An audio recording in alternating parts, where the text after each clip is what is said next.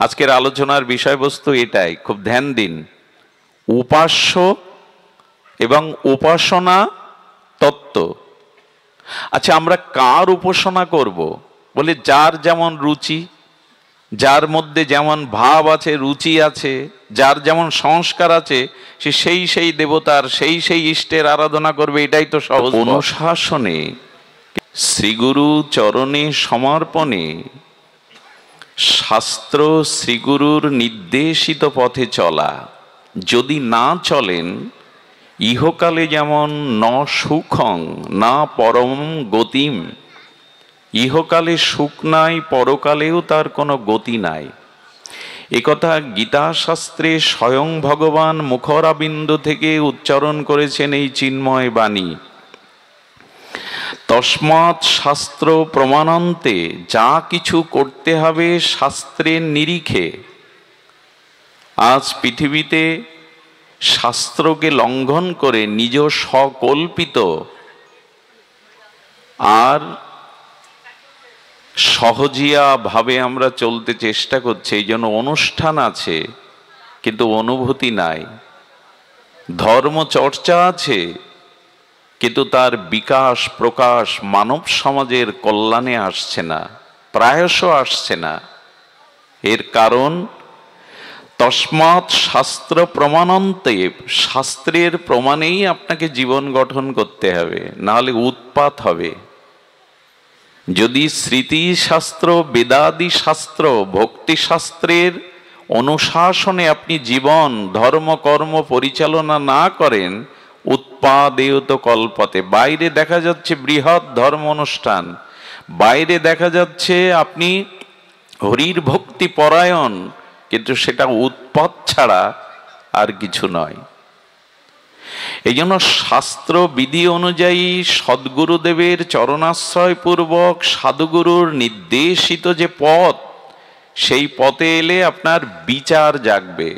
সহজে কিছু মেনে নিতে সবাই পারে না। আপনি কিছু বললেন আর সকলে সেটা মেনে নিল, এটা সকলের পক্ষে সম্ভব না।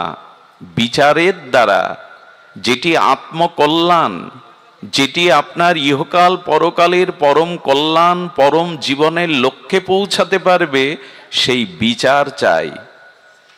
বিচার করিয়া মনে ভক্তিরস আস্বাদনে, মধ্যস্থ শ্রী ভাগবত পুরাণ। শিল নরোত্তম ঠাকুর দাস মহাশয় বলছেন, বিচার আজ আমাদের মনে নাই। কোনটা কল্যাণ, কোনটা অকল্যাণ, কোনটা কর্তব্য, কোনটা অকর্তব্য, কোনটা করণীয়, কোনটা ত্যাগ করতে হবে, এই বিচার আমাদের মনে নেই। এই বিচারহীন আজ আমাদের জীবন। যাদের এই বিচারহীন জীবন, তাদের কি হয় জানেন? খুব ধ্যান দিয়ে শুনুন।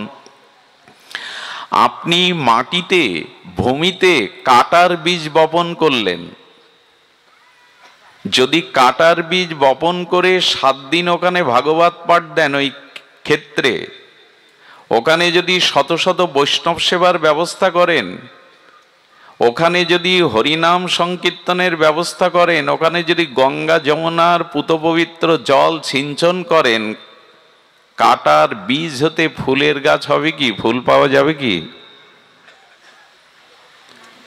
ধ্যান দিন শব্দের দিকে। আপনি কাটার বীজ ভূমিতে বপন করেছেন, অথচ আপনি ফুল পাওয়ার আশায়, কাটা না ফুল পাওয়ার আশায় ওখানে 7 দিন ভাগবত পাঠ দিলেন, বৈষ্ণব সেবা দিলেন, গঙ্গা যমুনার পূতপবিত্র জল সিঞ্চন করলেন। ফল কি পাওয়া যাবে? কাটা না ফুল? যার মনের বিচার যেমন, তার প্রাপ্তিও তেমন, তার লক্ষ্যও তেমন, সে পায়ও তেমন। যার চিত্তের বিচার শুদ্ধ, তার জীবন কল্যাণময়, গুণময়, আনন্দময়, প্রাপ্তিময়। যার বিচার অশুদ্ধ, তার জীবনে প্রাপ্তি নাই, লক্ষ্য নাই, তার জীবনে কল্যাণও নাই। আজ বিচার করি কি আমরা? এই জন্য ঠাকুর মশাই বলছেন, বিচার করিয়া মনে ভক্তি রস আস্বাদনে। যদি ভক্তি রস আস্বাদন করতে চাও, ইহকাল পরকালে পরম ঐকান্তিক কল্যাণ প্রাপ্ত হতে চাও, তবে বিচার করে চলো। আজ এই বিচারটাই নাই। বিচার আছে বিবেক থেকে। বিবেকই জানিয়ে দেয় এটা তোমার কর্তব্য, এটা অকর্তব্য। আমাদের বিবেক, আমাদের বিচার আজ প্রায়শ জাগ্রত নয়। সাধু সঙ্গ ছাড়া, শাস্ত্র অনুযায়ী জীবনযাপন বা মহতের নির্দেশ অনুযায়ী জীবন গঠন ব্যতীত, সত্য, ত্যাগ, বৈরাগ্য ব্যতীত কারো জীবনে বিচার শুদ্ধ হয় না। সুধীজন, এই জন্য আত্মার যে বাণী, আত্ম উপলব্ধির যে বাণী, এদিকে আজ আমরা ফিরে তাকাবার আমাদের অবসর নেই। আমরা অন্তর্মনা নাই, বহির্মুখী। আত্মার যদি অনুভূতির দ্বারা, সাধনার দ্বারা আপনি আত্মার কথা শ্রবণ করতে চান, তাহলে আত্ম অনুভূতির যে শব্দ, আত্মা কি বলছে জানেন? আত্মা বলছে, আমাকে যা পোষণ করার দরকার তুমি তা আমাকে দাওনি, আমাকে যেখানে উন্নীত করার দরকার সেখানে তুমি নিয়ে যাওনি। আত্মা বলছে তুমি দেহটাকে সাজালে, আমাকে সাজালে না। আত্মা বলছে তুমি দেহটার খাদ্য দিয়ে গেলে, কিন্তু আত্মার খাদ্য হরিকথা, হরিনাম, ভগবত ভজন, সেটা আদৌ দিলে না। আত্মা বলছেন আমি যেখানে যেতে চাই তুমি সে পথে এলে না। আত্মার এই বাণী এখন আমরা শুনতে পাই না। আমাদের মনোকল্পিত, নিজের ইচ্ছা কল্পিত, স্বেচ্ছাচার কল্পিত বাণী শুনে আমরা চলি। এই জন্য বিচার প্রয়োজন। এই বিচার শব্দটা একটু আলোচনায় আসা যাক আমাদের মূল পর্বে যাওয়ার আগে। দেখুন, এক পণ্ডিত তার পাণ্ডিত্য নিয়েই আছেন, তিনি বেদাদি শাস্ত্রে পারঙ্গম। তো পণ্ডিতের পাণ্ডিত্য আছে, শাস্ত্র জ্ঞান আছে, কিন্তু হঠাৎ দেখলেন তারই পাড়াতে এক পতিতা এসে ঘর ভাড়া নিয়ে পতিতা আবৃত্তি করছে। আচ্ছা, পণ্ডিত ব্যক্তি একদিন পতিতাকে দেখে বলছেন, এই যে পাপ কর্ম করছো, এই যে স্খলিত কর্ম করছো, তোমার নরকেও গতি হবে না। এই দুর্লভ ভজনযোগ্য মনুষ্য জন্ম পেয়ে বিবেক প্রদান, বিচার প্রদান হয়ে তুমি কোন হীন কাজ করছো? এটা উচিত নয়। এবার অন্তত পথে ফিরে এসো, আর এই কাজ করলে এই গ্রামে তোমাকে থাকতে দেওয়া হবে না। পণ্ডিতের এই কথাগুলি সারা রাত না ঘুমিয়ে পতিতা চিন্তা করেছে, আমি দেহ পুজিবিনি, সারা জীবন শুধু পাপ কর্মে রত থাকলাম, আমার উদ্ধার কি করে হবে? গতি তো হবে না। উনি পণ্ডিতের এই বাণীগুলো, শাস্ত্র বাণীগুলো চিন্তা করছেন, আর পণ্ডিত কি করছে জানেন? পণ্ডিত বলছেন আমার কথা শুনলো কিনা, দেখছে সন্ধ্যায় লোকজন মনোরঞ্জনের জন্য আসে কিনা। পণ্ডিত ধীরে ধীরে ধীরে ধীরে পতিতার চিন্তা, খরিদ্দারের চিন্তা এই করছে, আর পতিতা সারা রাত্র ধরে বসে বসে পণ্ডিতের চিন্তা করছে। স্বভাবত মৃত্যুর পরে, মৃত্যুর পূর্বে মুহূর্তে পণ্ডিতকে নিতে যমদূত এসেছে। পণ্ডিত তো জ্ঞানী, তো সে বলছেন আমি তো নরকে যাব না, কেন তোমরা আসছো? বললেন মৃত্যুর সময় চিন্তাই তো পরবর্তী জন্মের কারণ হয়। তুমি পণ্ডিত হলেও, শাস্ত্র জ্ঞান হলেও, এখন তোমার বিচার ওই পতিতাকে নিয়ে, কে এলো কে গেল, কত খরিদ্দার এলো, পতিতা কি করছে, এই বিচার তোমার মনে চলছে। এই জন্য মৃত্যুর সময় তোমার চিন্তাই তোমার পরবর্তী জন্মের কারণ হবে। এই জন্য আমরা এসে হাজির হয়েছি। বিচার যদি শুদ্ধ না হয়, আপনার যতই পাণ্ডিত্য থাক, যতই বাহ্যিক শিক্ষা দীক্ষা থাকুক, কল্যাণ আপনার হবে না। বিচার শুদ্ধ চাই। শুদ্ধ বিচারটা এখানে এলে হয়। আমি বহুবার এই প্রসঙ্গে চর্চা করেছি। এখানে নারী পুরুষ সকলে একসাথে বসেছে, কিন্তু এখন কোনো পুরুষ বা নারীর মনে বিকার আসার সম্ভাবনা নাই, কারণ এখানে বসবার সাথে সাথে একটা বিচার নিয়ে বসেছেন। এটা ভাগবত পরিমণ্ডল, এটা সাধু পরিমণ্ডল। এখানে অসৎ চিন্তা করা উচিত নয়। বিচারই মানুষকে শুদ্ধ করে। আচ্ছা, পতিতা মারা যাওয়ার পরে তাকে স্বর্গে দুধ নিতে এসছে। দুধ নিতে এসছে এই কারণে যে পতিতা বসে বসে মনে মনে বিচার করছে ওই পণ্ডিতের কথাগুলো। তো বিচার যদি শুদ্ধ হয়, আপনি পার পেয়ে গেলেন। বাবা আস্তে। বিচার যদি শুদ্ধ হয় তো আমি পার পেয়ে গেলেন। আমাদের বিচার কেমন জানেন? আচ্ছা, উপাসনা শব্দের অর্থ করেছেন ঋষিরা উপযুক্ত আসনা ইতি উপাসনা। উপাসনা মানে আমি যার আরাধনা, যার উপাসনা করছি তার নিকটে গমন করা, তার চরণে আসীন হওয়া, বসা।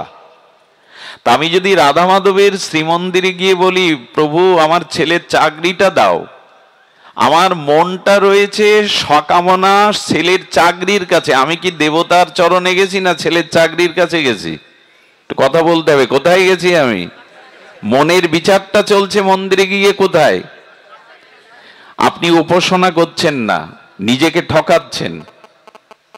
উপাসনা মানে দেবতার বা আরাধনার জন্য ইষ্টদেবের চরণের নিকটে বসা, অর্থাৎ আমার হৃদয়, মন, বিচার, চিন্তা, চেতনা ভগবানের চরণে স্থাপন করা, এরই নাম উপাসনা। মন্দিরে গেলেই উপাসনা হয় না। ছেলের চাকরির জন্য যদি সকামনা জানাতে থাকি, আমি তো এই কামনার মধ্যেই আছি, উপাসনার মধ্যে নাই। এই জন্য দয়া করে নিজের কোনো সুখের চাওয়া পাওয়ার জন্য ভগবানের কাছে যাওয়ার দরকার নাই। বরঞ্চ ওর থেকে নাস্তিক ভালো, যারা ঈশ্বর বিশ্বাস করে না এরা বরঞ্চ ভালো। কিন্তু হাজারটা কামনা বাসনা নিয়ে যদি উপাসনার ছলে ভগবানের কাছে যান, সেটাই কি পরিণাম হবে জানেন? যারা নাস্তিক, ঈশ্বর বিশ্বাস করে না, কোনো ঘটনাক্রমে এদের একবার যদি ঈশ্বর বিশ্বাস এসে যায়, তখন এরা রত্নাকর বাল্মীকি হয়ে যায়। কিন্তু যারা হাজার কামনা নিয়ে ভগবানের কাছে যায়, ওই কামনা পূর্ণ না হলে তখন বিশ্বাস, শ্রদ্ধা নষ্ট হয়ে যায়। অনেক পূজা অর্চনা করেছি, অনেক আরাধনা মানাচেনা করেছি, ঈশ্বর আসলে নাই। কলিযুগে ঈশ্বরকে ডেকে পাওয়া যায় না। এই জন্য কামনা বাসনা নিয়ে ভগবানের কাছে যাবেন না, ঠকতে হবে। আপনার কিসে মঙ্গল, আপনার কি প্রয়োজন, এটা আপনার থেকে কোটি গুণ ভগবান বেশি জানেন। তার উপরে ছেড়ে দিন, আমার যা মঙ্গল তুমি তাই করো। এই ভাব নিয়ে, এই বিচার নিয়ে তার কাছে যান। আরে একজন শিবরাম, একজন বিষ্ণুরাম, একই গ্রামে যখন দুইজন খুব বেশি ধনী হয়, তখন দুজনের মধ্যে প্রতিযোগিতা লেগে যায়। কিরকম জানেন? একজন কাশ্মীরে গেছে আর একজন দার্জিলিং এ গেছে, বলে তোর থেকে ভালো জায়গায় আমি গেছি। একজন যদি দামি প্রাইভেট কার কেনে, ওর থেকে বেশি বিদেশি দামি কেনে, বলে তোর থেকে দামি গাড়ি আমি চড়ি। প্রতিযোগিতা। আচ্ছা, এই করতে করতে, এই প্রতিযোগিতা বাড়াতে বাড়াতে একদিন শিবরাত্রি এসেছে। কাশীতে এক বটবৃক্ষের তলে শিবরাম ওং নমঃ শিবায়, ওং নমঃ শিবায় তপস্যায় বসেছেন। আর বিষ্ণুরাম ওর দেখা দেখি আরেকটি বটবৃক্ষের তলে কাশী মুক্তি তীর্থে ওইখানে বসে বসে উপবাস করে কঠোরভাবে ওং নমঃ শিবায়, ওং নমঃ শিবায়। কেন জানেন? শিবরাত্রির দিন আশুতোষকে সন্তুষ্ট করতে পারলে বর পেয়ে ওর থেকে আমি ছাপিয়ে যাব। বিচার দেখুন। এখন সারা রাত ধরে ওং নমঃ শিবায়, ওং নমঃ শিবায় এই শিবমন্ত্র জপ করে চলেছে। মাতা পার্বতী বলছেন, শঙ্কর, হে ভগবান, ওরা উপবাস করে সারা রাত এই শিবরাত্রির পুণ্য তিথিতে, পাবন তিথিতে আপনাকে স্মরণ করছে, ওদের কৃপা করুন। বলেন, ওদের বিচার অশুদ্ধ, ওদের কাছে গেলে ওদের কল্যাণ হবে না। বলেন, তবু আপনি যান, কৃপা করে যান। মাতা পার্বতীর কথায় ভগবান শঙ্কর এসে আর বিষ্ণুরামকে বলছেন, বর চাও। বিষ্ণুরাম ভগবান শঙ্করকে আপাদমস্তক দেখে বলছেন, প্রভু আগে আমাকে দেখা দিয়েছেন না আগে শিবরামকে দেখা দিয়েছেন? বললেন, না, আমি তোমার কাছেই আগে এসছি, বর চাও। ও তখন চিন্তায় পড়ে গেছে, আমি যা চাইবো তার থেকে ও যদি বেশি চায়। বিচার করে ওর বুদ্ধিতে কি এসেছে জানেন? প্রভু এই বর দিন, ও যা পাবে আপনার বরে আমার যেন তার দ্বিগুণ হয়, ও যা কিছু পাবে তার ডবল যেন আমার হয়। তথাস্থ। শিবরামের কাছে গিয়ে বলছেন, তুমি বর চাও। বলে, প্রভু আগে ওকে না আগে আমাকে দেখা দিলেন? বিচার চলছে ওই মনে। বলেন, আগে ওকে দেখা দিয়েছে। বলে, ও কি চেয়েছে? বলছে, ও চেয়েছে তোমাকে আমি যা বর দেব তার থেকে ওর যেন দ্বিগুণ হয়।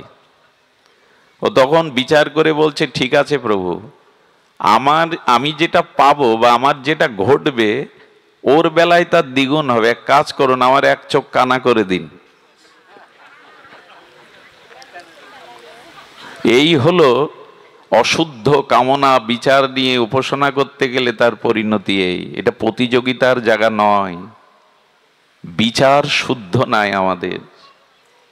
এই জন্য বাইরে ধর্ম অনুষ্ঠানের স্রোত বইছে, এত আলো এত আলো, দীপাবলি গেল, এত আলোর রোশনাই, ভেতরের অন্ধকার গেল। তো ওই বাতি প্রদীপ কি শুধু বাইরের আলো তাড়াবার জন্য?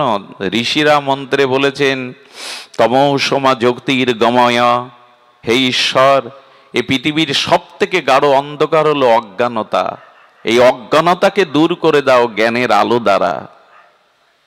আমরা বাইরে প্রদীপ জ্বাললাম, কিন্তু আমাদের জ্ঞানের আলো, আমাদের অনাদিকালের অবিদ্যাগ্রস্ত হৃদয়ের অন্ধকার তা গেল তো? এখনো কাম, কামনা, হিংসা, বিদ্বেষ এই আধারগুলো হৃদয়ে পুষে রেখে বাইরে প্রদীপ জ্বালছি।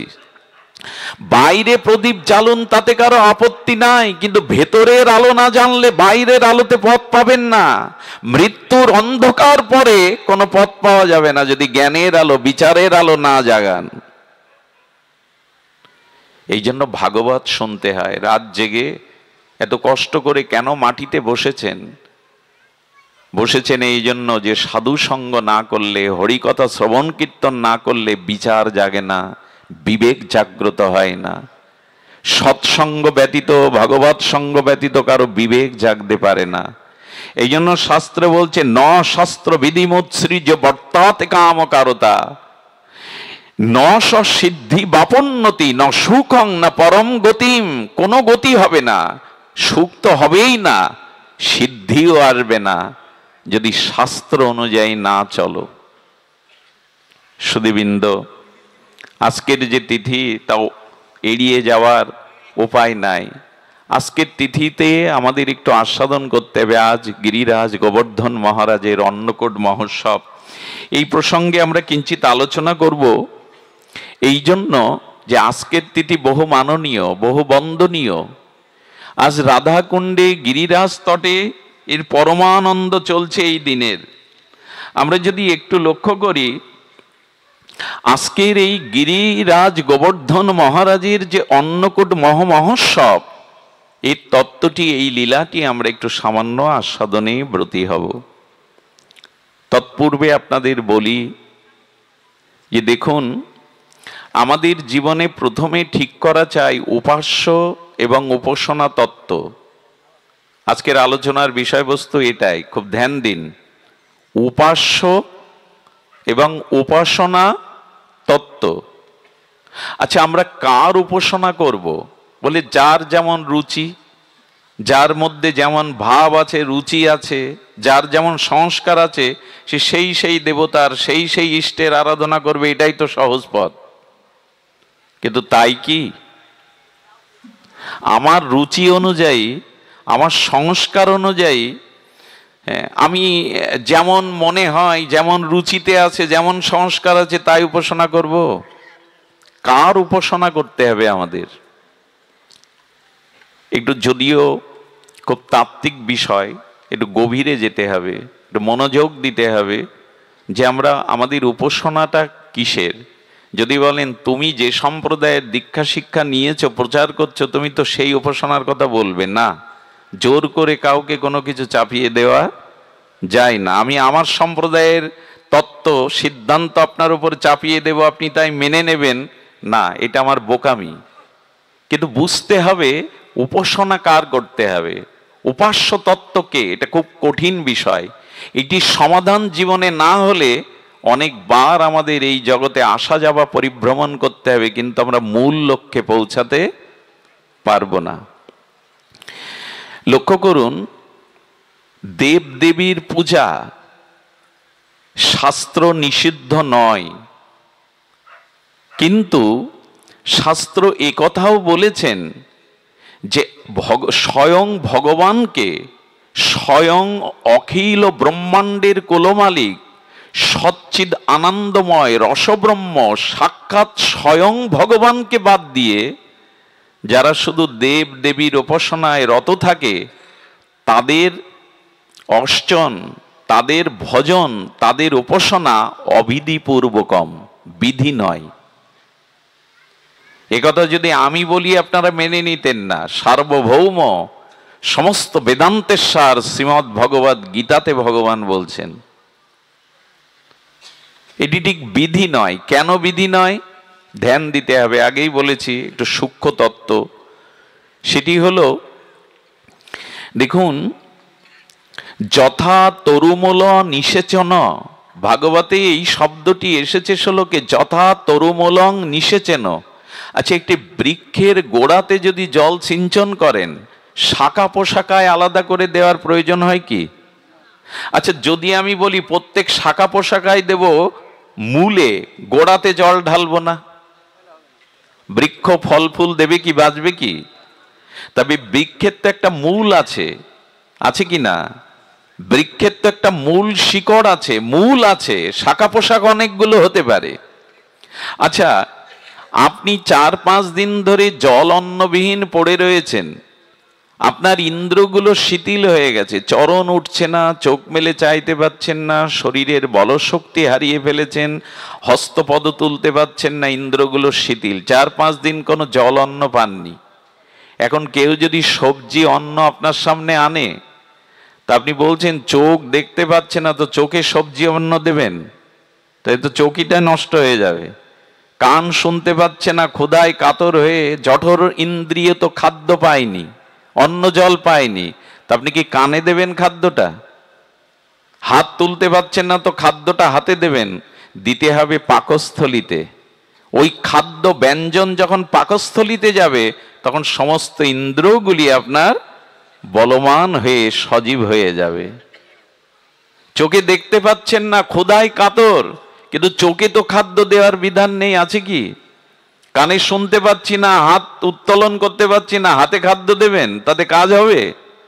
এই জন্য বললেন স্বয়ং ভগবান ঈশ্বর কি বলছেন, স্বয়ং যিনি সচ্চিদানন্দ পরব্রহ্ম, স্বয়ং সৃষ্টির মূল অধিকর্তা, সেই ভগবানের উপাসনা বাদ দিয়ে যারা শাখা পোশাকা দেব দেবী উপাসনা করে, তাদের উপাসনাটা উপাসনা বটে, তাদের প্রাপ্তিটা প্রাপ্তি বটে, তারা ধন জন পুত্র পরিজন পদ মর্যাদা স্বর্গ পাবে বটে, কিন্তু মুক্তি পাবে না। জন্ম মৃত্যু চক্র হতে তারা উদ্ধার কোনোদিনই পাবে না। এ কথাগুলো আমার মনোকল্পিত, মন গড়া সিদ্ধান্ত নয়। স্বয়ং ভগবানের উপাসনা ব্যতীত আপনি মুক্তি পাবেন না। এই যে জন্ম মৃত্যু জরাব্যাধি চক্রে পুনঃ পুনঃ গতাগতি, এর মুক্তি একমাত্র স্বয়ং ভগবান দিতে পারে। অন্যরা দেব দেবী, তাদের পূজা অর্চনা আরাধনা, কাউকে যদি নিন্দা করেন, আপনি কোনো দেবদেবীর নিন্দা করেন, তবে আপনার অনন্ত জন্মের পূর্ণ ফল, সমস্ত ধর্ম এখনই নষ্ট হয়ে যাবে। কারো অতিরিক্ত প্রশংসা যেমন ঠিক নয়, কারো নিন্দাতেও আপনার কাজ নয়। কে কি করছে জগতে তাতে নিন্দা করে সমালোচনা করে আমার কি? কিন্তু সিদ্ধান্ত বলছে আপনি পূজা পার্বণ করুন, আপনি দেবদেবীর অর্চন করুন, পরম্পরা নষ্ট করা উচিত নয়। সনাতন ধর্ম পরম্পরা রক্ষা করছে, এই জন্য সার্বজনীন ধর্মই সনাতন ধর্ম। এখানে কাউকে বাধ্য করা হয়নি, তোমাকে পূর্ণ পরম্পরা ধারায় এটি চলছে। কিন্তু শাস্ত্র বলছেন না, তোমাকে এই উপাসনার দ্বারা তুমি ধন জন প্রাপ্তি পেতে পারো, কিন্তু স্বয়ং ভগবানের চরণে সমর্পিত না হল। এই জন্য তো গীতাকার ভগবান কর্মযোগ, জ্ঞানযোগ, ভক্তিযোগ বলতে বলতে শেষে কি বললেন? সর্বধর্মান পরিত্যাজ্য মামেকং শরণং ব্রজ। এ কথাটা সাধারণ কথা নয়, গীতার সার তত্ত্ব এটি যে অন্য সব ত্যাগ করে তুমি আমার শরণাপন্ন হও। যথা তরুমূলং নিষেচন। আচ্ছা, এই যে বৃষ্টির জল, বর্ষার জল, বন্যার জল, নালা দিয়ে খাল বিল দিয়ে এদের গতি কোথায়? সাগরে। সাগরে তাকে যেতেই হবে। নদীর থেকে সাগরের দূরত্ব বহুতর দূর হলেও সমস্ত প্রতিকূলতা পেরিয়ে অব্যবহিতা গতিতে নদী কিন্তু সাগরে মিশবেই। তেমনি একদিন না একদিন আপনাকে স্বয়ং ভগবানের চরণে পৌঁছাতে হবে। তার আগে আপনার জন্ম মৃত্যু জরাব্যাধি মুক্তি অন্য কেউ দিতে পারবে না।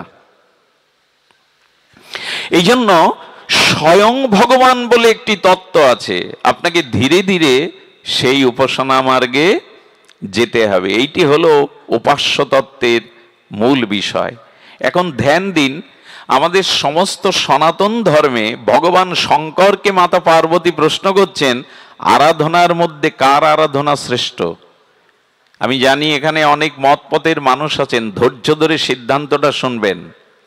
আমি আমার জ্ঞানে, সজ্ঞানে আমি কোনো মতপথের নিন্দা সমালোচনা কখনো করি না, কিন্তু শাস্ত্র যেটা সঠিক সিদ্ধান্ত দিয়েছে ক্ষুদ্র জ্ঞানের দ্বারা, শ্রীগুরু আপনাদের আশীর্বাদে যেগুলো, সেগুলি বলবার চেষ্টা করছি।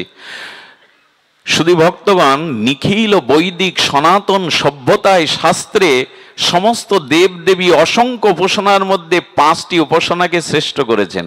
আর আমাদের এই মার্গ 5টি ধারায়, যেটাকে পঞ্চদেবতার উপাসনা বলি আমরা। একটু ধ্যান দিয়ে শুনুন, এখানে কি বলেছেন। এই পঞ্চদেবতার উপাসনায় আমাদের সমষ্টিগত সমস্ত উপাসনার এই 5টি সার। পার্বতী প্রশ্ন করছে, প্রভু আরাধনা যারা করে সর্বত শ্রেষ্ঠ আরাধনা, সর্বোত্তম আরাধনা কার? সেখানে ভগবান শঙ্কর বললেন, আরাধনানাং সর্বেষাং বিষ্ণু আরাধনাং পরম। যত আরাধনা তত্ত্ব আছে তার মধ্যে বিষ্ণু তত্ত্বের আরাধনাই হলো শ্রেষ্ঠ। এখন লক্ষ্য করুন, আমাদের 5টি ধারা, বৈদিক সনাতন সভ্যতার 5টি ধারা। একটি হলো গানপত্য, আর কি কি? সৌরীয়, শাক্ত, শৈব, গানপত্য, সৌরীয়, বৈষ্ণবীয়, এই 5টি ধারা। তো শাক্ত, শৈব, গানপত্য আর বৈষ্ণবীয় ধারা। তো একটা হলো গজানন গণেশের উপাসনা, দ্বিতীয়টি হলো ভগবান শিবের উপাসনা, আদ্যাশক্তি দেবী ভাগবতীর উপাসনা, আরেকটি হলো ভগবান সূর্যের উপাসনা, আর একটি হলো বিষ্ণুর উপাসনা। এই দেখুন, সনাতন ধর্ম সার্বজনীন তত্ত্বে এই পঞ্চ উপাসনার বিধি ব্যবস্থা আছে। কিন্তু এর মধ্যে একটু লক্ষ্য করুন, তাহলে তো 5 ভাগেই ভাগ হয়ে গেলাম, ভজন একমুখী হলো কোথায়?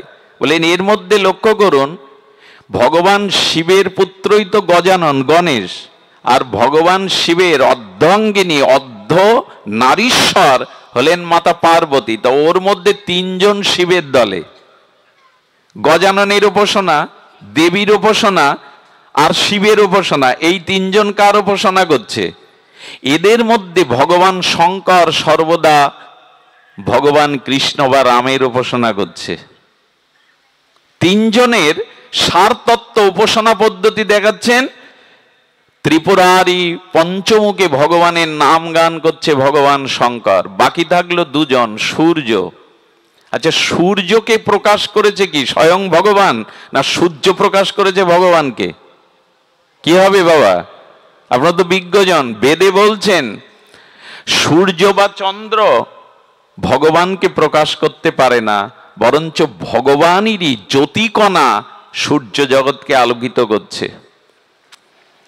আমাদের জগতের বিজ্ঞানীরা বলছে চন্দ্রের নিজস্ব আলো নাই, সূর্য তাকে আলো দেয়, তাই চন্দ্র আলো দিতে পারে।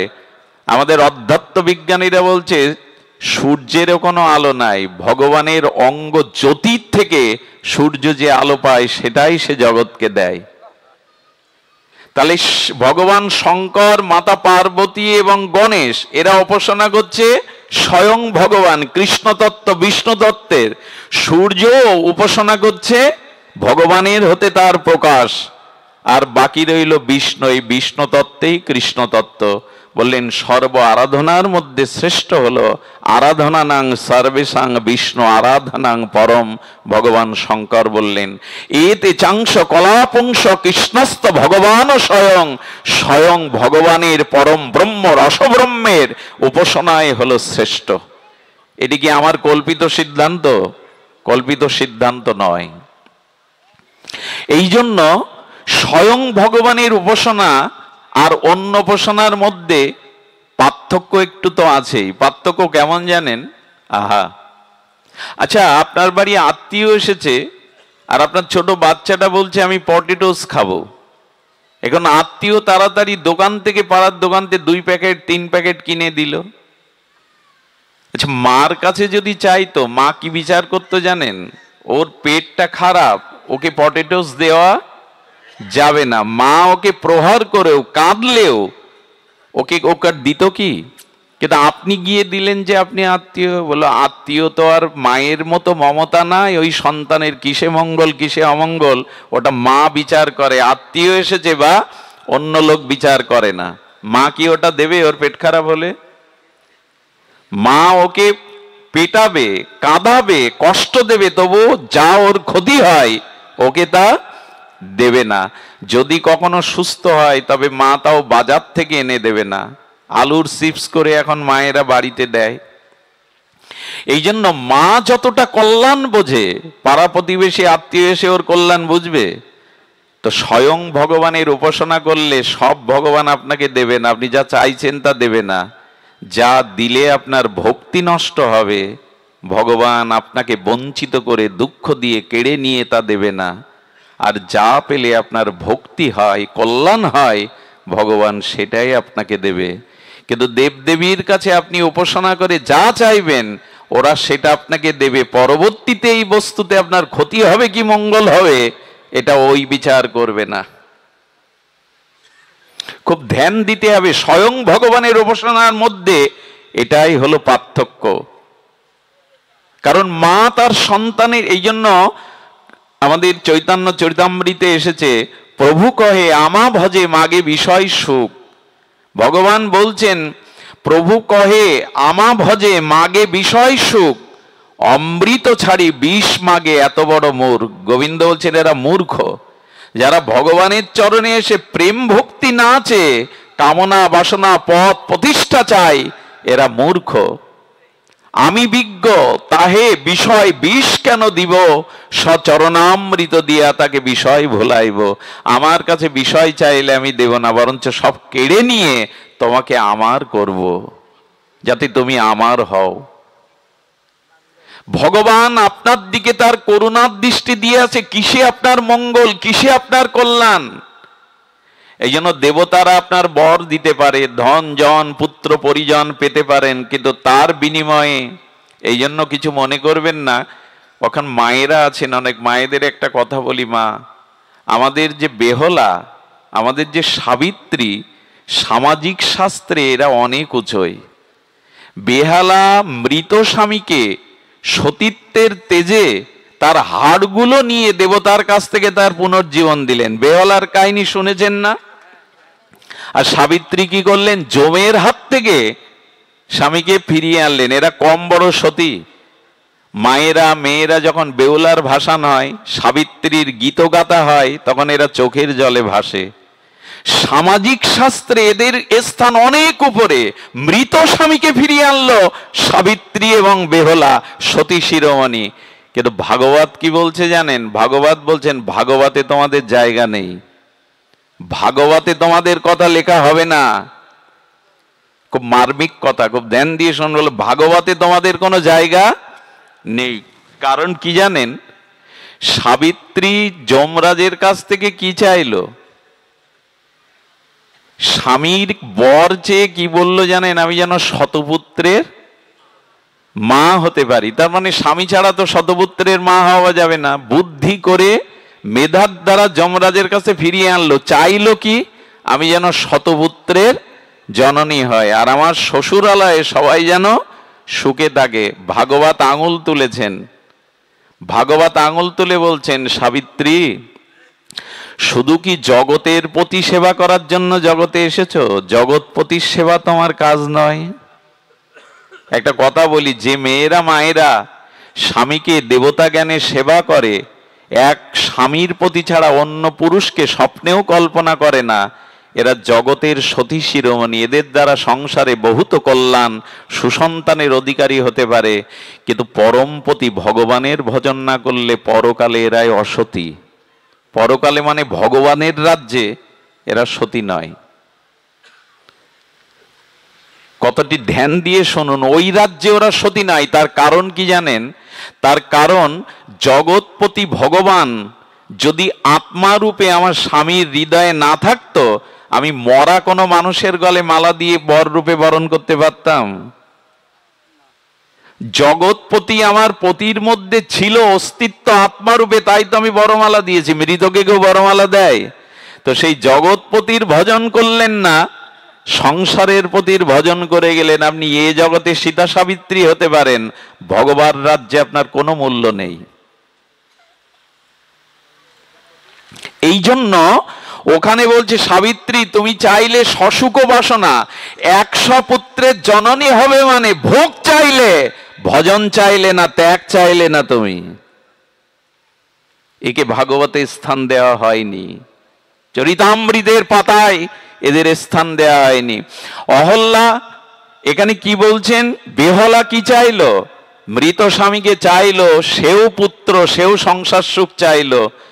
কিন্তু গোপীরা, বৃন্দাবনের গোপীরা রাস রজনীতে গোবিন্দের বংশীধ্বনিতে স্বামীকে বুক থেকে ঠেলে ফেলে দিয়ে চলে গেল, সন্তানকে বিছানায় ফেলে থুয়ে চলে গেল, গৃহকর্ম ফেলে তারা গোবিন্দের কাছে গেল। কারণ ডাক একদিন আসবে, তার ডাকে তার কাছে যেতে হবে, কেউ আমাকে রাখতে পারবে না।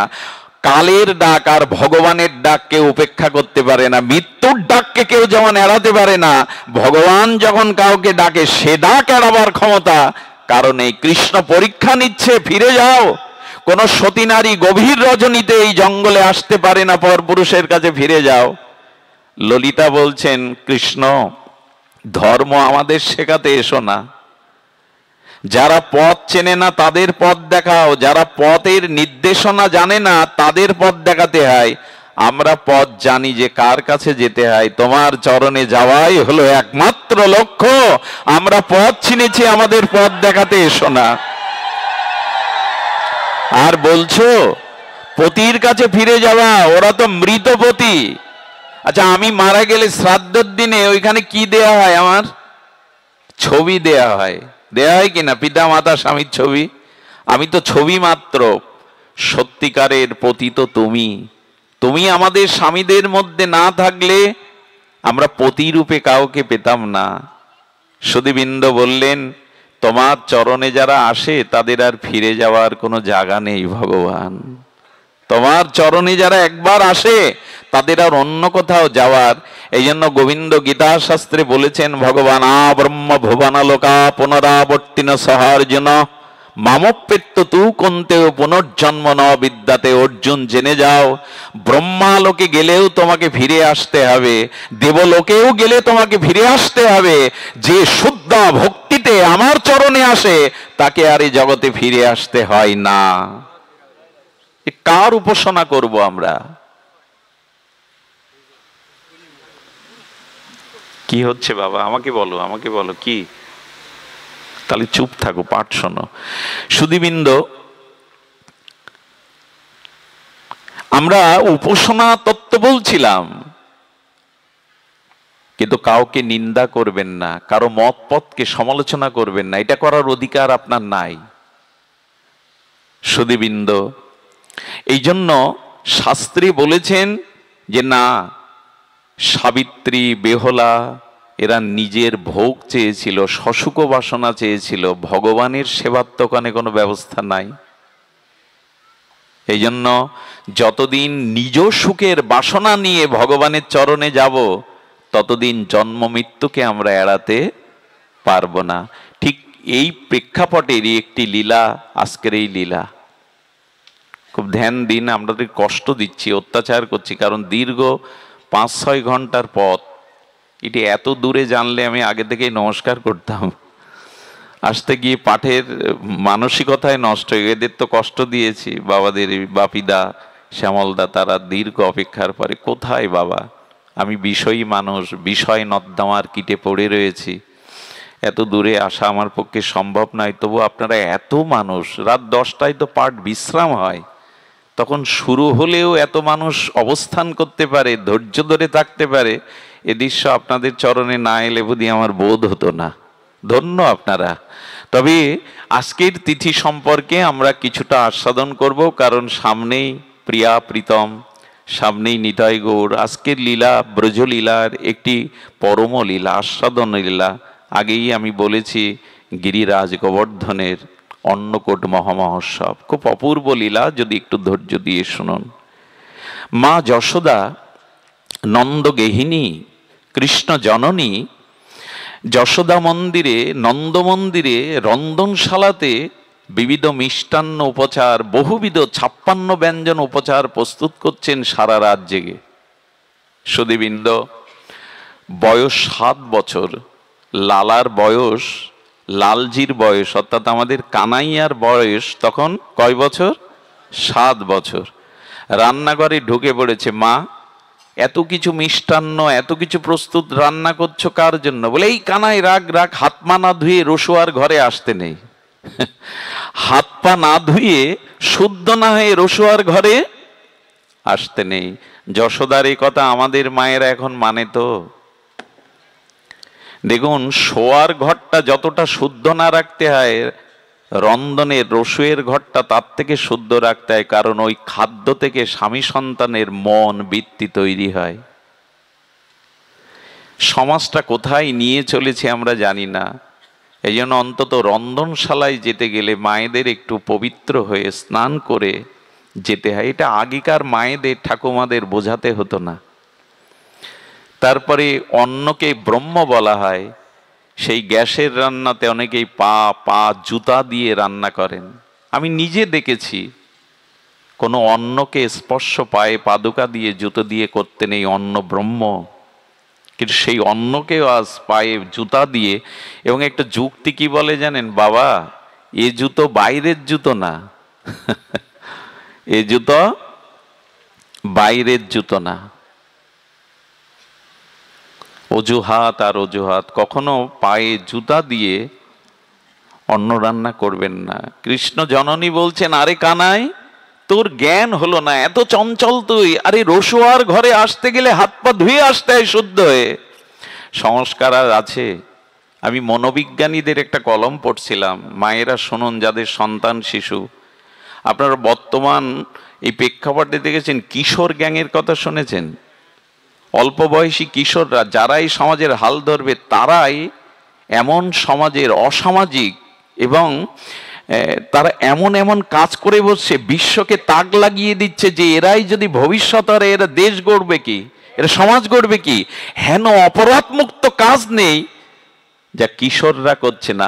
আচ্ছা, এখান থেকে 50 বছর নয়, 20 বছর আগেও এই জাতীয় অবক্ষয় কিশোরদের মধ্যে দেখা দেয়নি।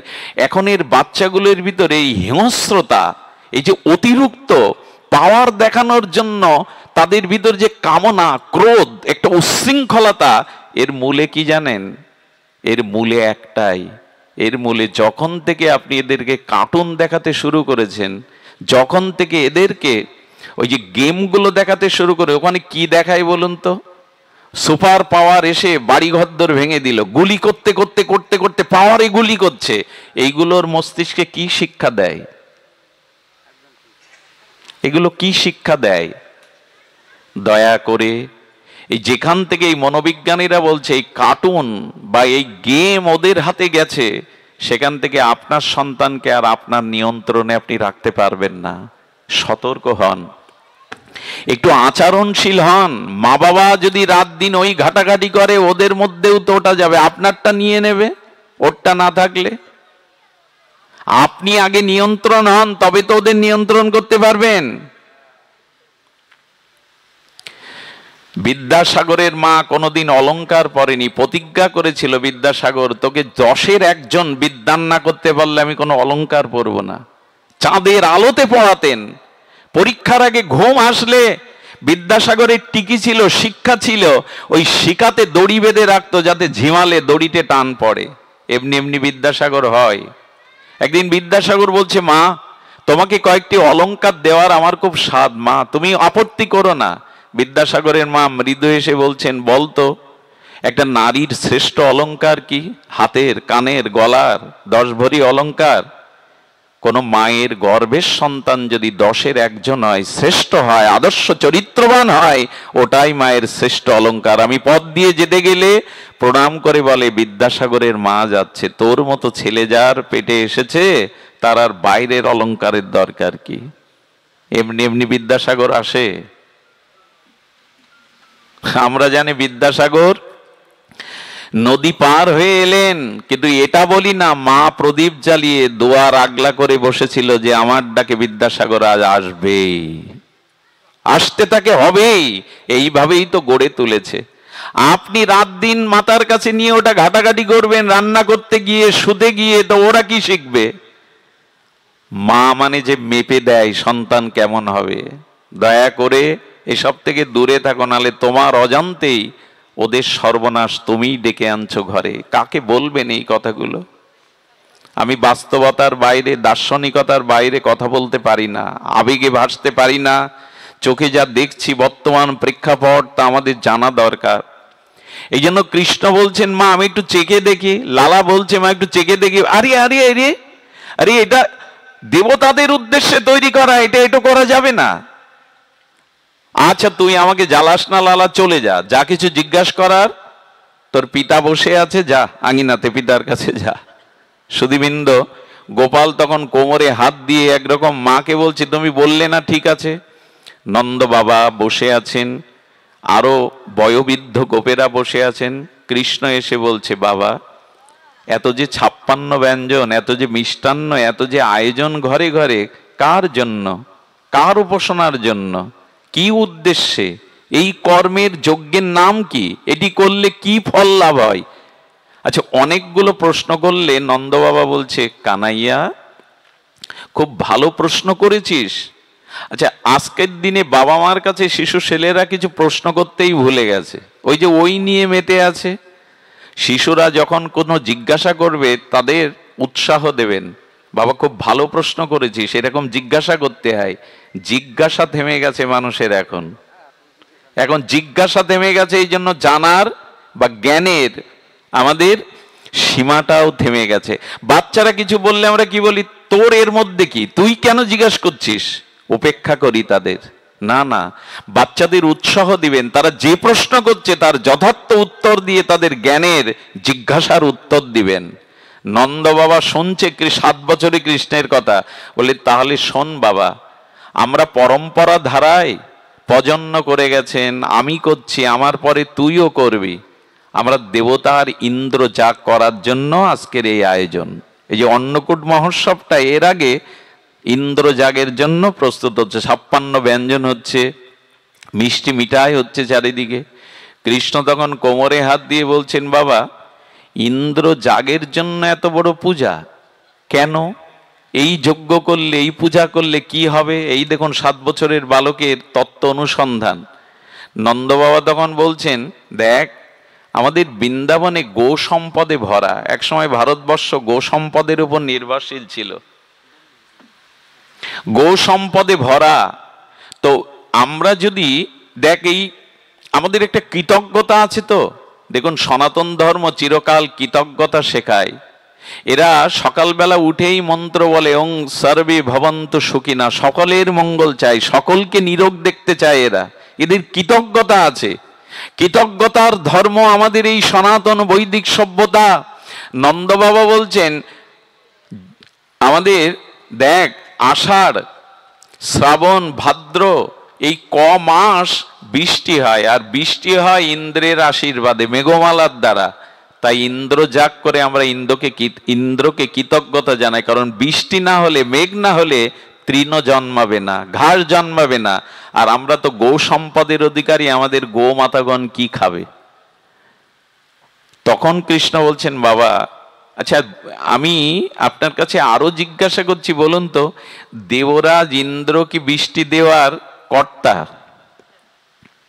দেখুন এইটুকু ছেলের তার প্রশ্ন দেখুন, দেবরাজ ইন্দ্র কি বৃষ্টি দেওয়ার কর্তা? বলে এমন করে বলতে নেই, বলে আমি বুঝাতে, আচ্ছা বুঝলাম যে তোমরা ইন্দ্রের যাগ করলে, ইন্দ্রের অর্চন করলে, তাকে ভোগরাগ দিয়ে অর্চন করলে মেঘ সৃষ্টি হবে, মেঘ থেকে বৃষ্টি হবে। আচ্ছা ব্রজবাসীদের অর্ধেক মানুষ ইন্দ্র পূজা করবে না, ইন্দ্র তাদের বৃষ্টি দেবে না। আচ্ছা এই গ্রামে অর্ধেক মানুষ দেবতার ইন্দ্রের পূজা করলো, আর অর্ধেক মানুষ করলো না, যখন বৃষ্টি হবে এই গ্রামে? মানুষ কর্ম অনুযায়ী ফল পায়, দেবতা ফল দেয় মানুষের কর্ম অনুযায়ী। তুমি যেমন কর্ম করেছো, এতে তো ইন্দ্রের কিছু করার নেই। খুব ধ্যান দিয়ে শুনুন, কৃষ্ণের এই যুক্তি শুনে নন্দ বাবার মাথা ঘুরে গেছে। নন্দ বাবা বলছে, আসলে কানাই তুই কি বলতে চাইছিস বল। বলে, বাবা আমি বলতে চাইছি তোমরা যে এতকাল ধরে ইন্দ্রের পূজা করছো, যাগ করছো, ইন্দ্রকে দেখেছো, তার দেখতে কেমন, তার চরণ কেমন, তার বদন কেমন? বলে, দেবতা কি এরকম দেখা দেয় নাকি? বললো, তাহলে শোনো, তোমরা এই যে ভোগরাগ দাও, এটা ইন্দ্র এসে চেয়ে পেয়েছে তোমাদের হাত থেকে?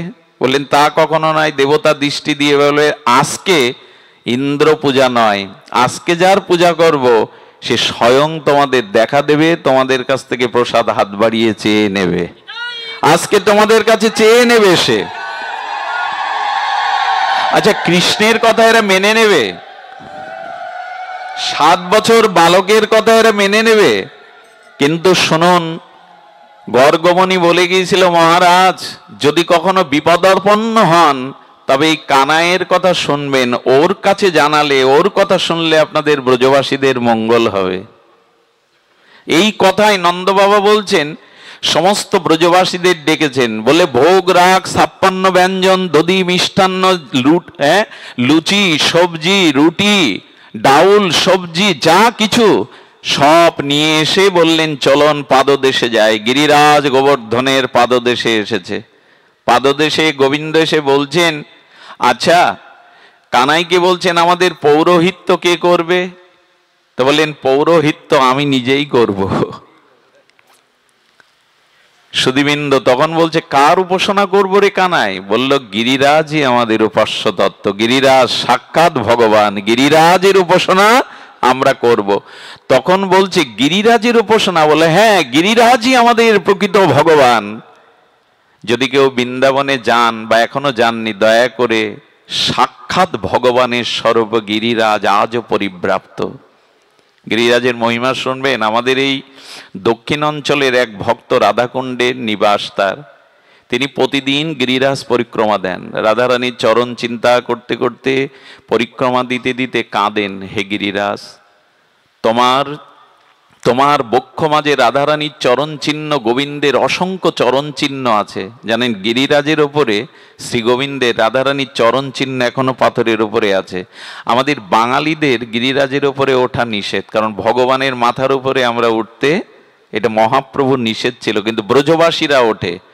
ওইখান থেকে ওই বাবা চিন্তা করছে, হে রাধে, তোমার চরণ যদি একবার দর্শন পেতাম। কাঁদছে কাঁদছে, রাধারানীর চরণ চিন্তা করছে। গিরিরাজের ওপর থেকে একটা পাথর নিচে পড়লো ওনার সামনে।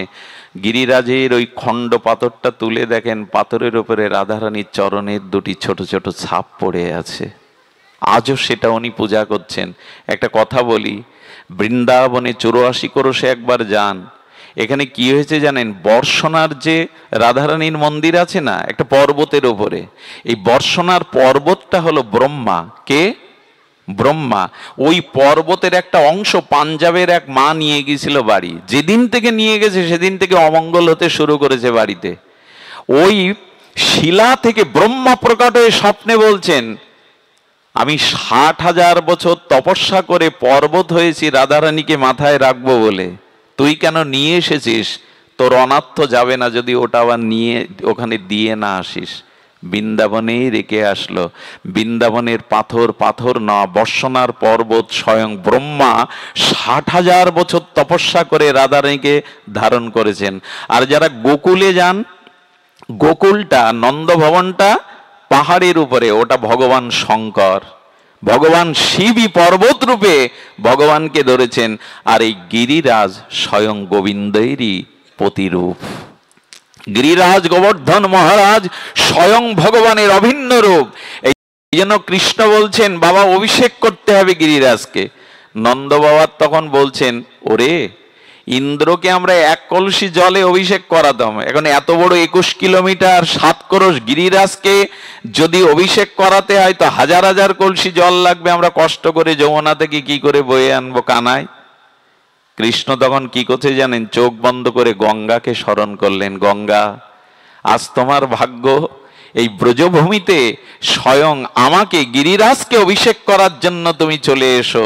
সাক্ষাৎ গঙ্গা প্রকট হয়েছিল, সেই স্থানটার নাম মানস গঙ্গা। যারা গিরিরাজ পরিক্রমায় গেছেন বৃন্দাবনে, ওই মানস গঙ্গা এসে উপস্থিত হলো ভগবানের আহ্বানে যে আজ আমি গিরিরাজকে ভগবানকে অভিষেক করব। সেই মানস গঙ্গায় স্নান করলে বিশ্বাস করুন অনুভূতি হয়েছে, তাই বলছি, মুহূর্তেই আপনার চিত্তবৃত্তি কিছুটা পরিবর্তন আসবে। আজও মানস গঙ্গার তীরে সাধন ভজন করছেন সর্বত্যাগী বিরক্তি এই বাবাজিগণ, ভক্তগণ, অনুরাগীগণ। মানস গঙ্গার হাজার হাজার কলসির জলে অভিষেক হলো গিরিরাজকে।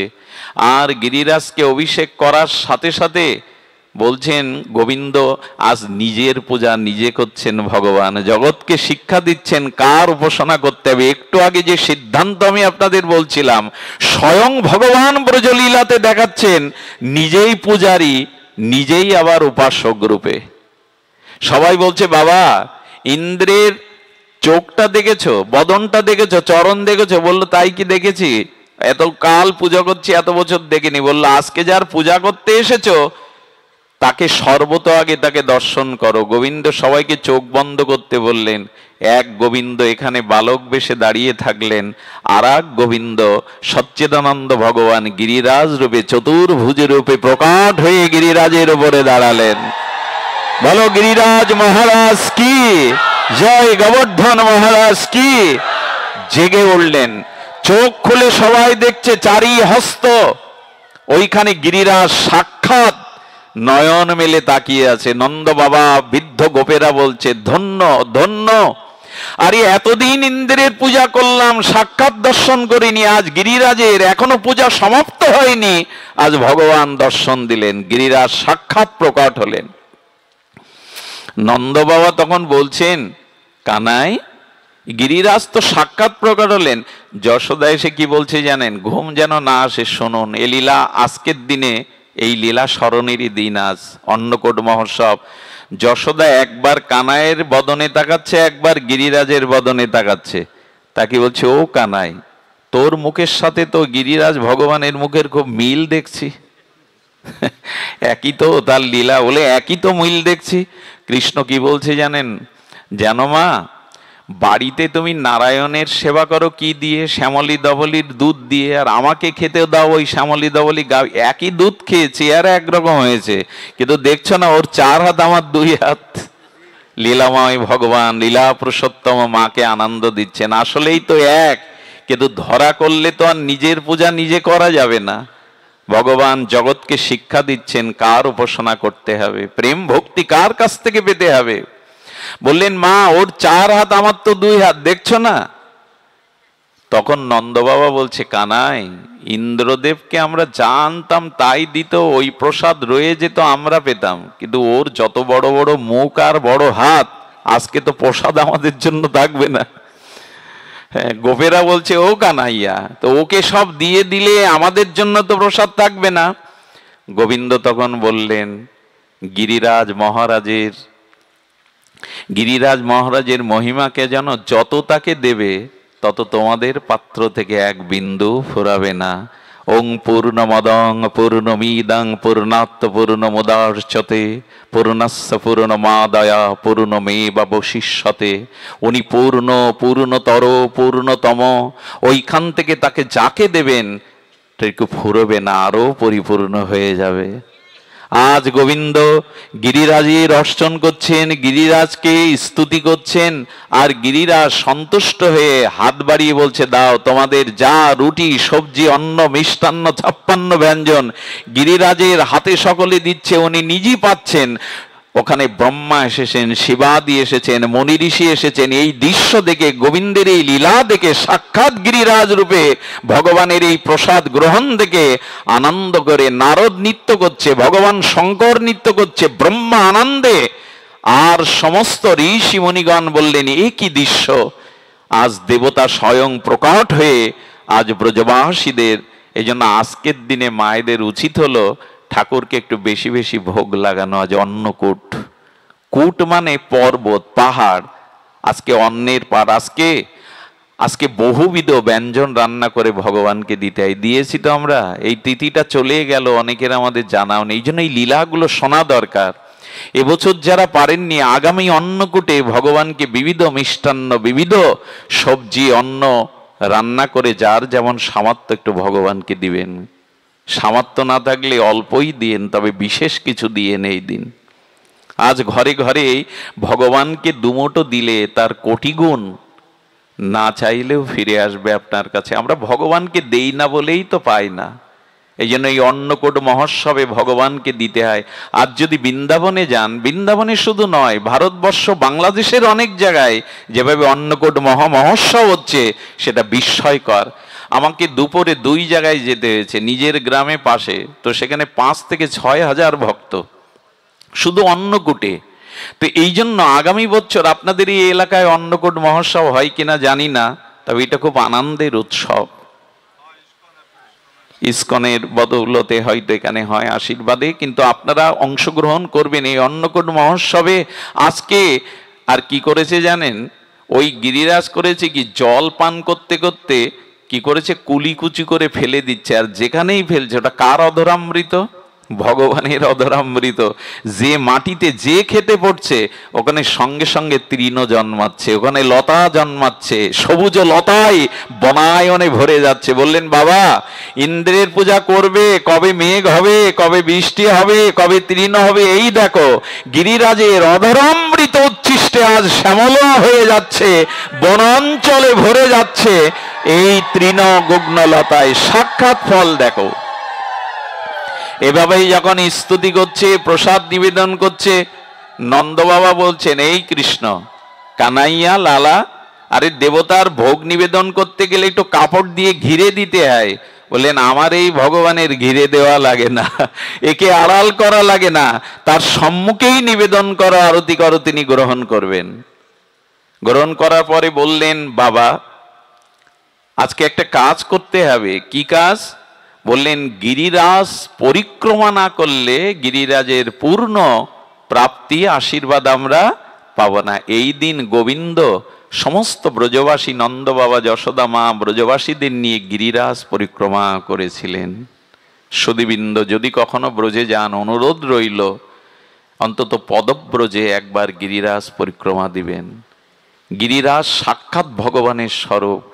চিন্তা করতে পারেন, এই নবদ্বীপের এক উচ্চ বংশীয় ধর্নাঢ্য পরিবারের ছেলে, আমি তার নাম নেব না, 32টা বছর এখনো পড়ে রয়েছে, 3 বার করে গিরিরাজ পরিক্রমা দেয়, 3-21 কিলোমিটার।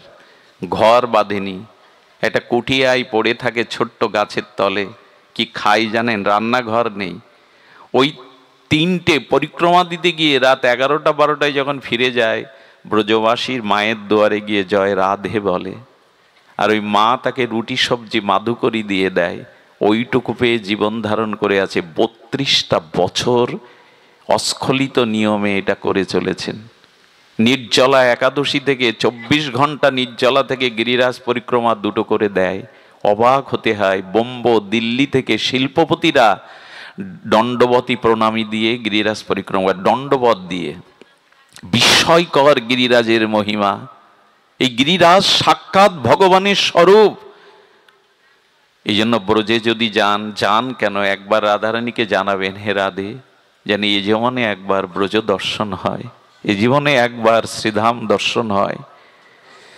শ্রীধাম এই ব্রজমণ্ডলে গিরিরাজ গোবর্ধন, দেখুন ভগবান অপ্রকট হয়ে গেছেন 5000 বছর আগে, কিন্তু 3টে জিনিস আজ নিয়ে যেতে পারেননি। সেই 3টে জিনিস এখনো অক্ষত আছে। এক হলো ব্রজের ধুলা, ওটা এখনো তাই আছে। আরেকটি হলো যমুনা, এখনো নীল যমুনার জল বইছে। আরেকটা হলো গিরিরাজ গোবর্ধন। আর এখনো কিছু বৃক্ষ আছে যারা ওই সময়ের, তার এক একজন ঋষি মুনি। বৃন্দাবনের মহিমা এই, বৃন্দাবনের কোনো বৃক্ষের শাখা পোশাকা পাতা উপরের দিকে নাই, ঊর্ধ্ব দিকে নাই। আজও বিস্ময়কর পৃথিবীতে তারা নিচের দিকে। রাধারানীর চরণ কৈকার্য পাওয়ার জন্য বৃক্ষের শাখাগুলো আজও নিচের দিকে।